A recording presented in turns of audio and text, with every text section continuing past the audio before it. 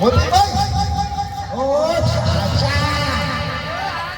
ơi chân gì lên xa anh cha nha xong phải ơi cha anh bằng hơi đó xong say á ở phía phía á hốt tục cái con sáng đó anh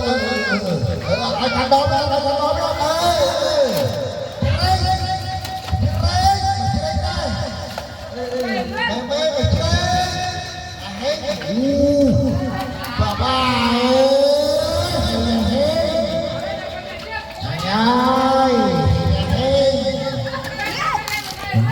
đừng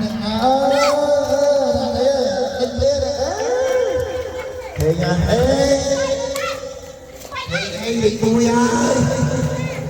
tôi bây giờ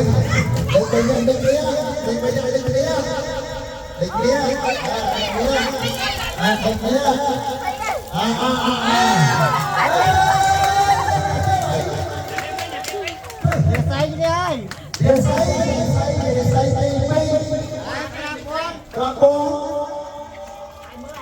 rồi mà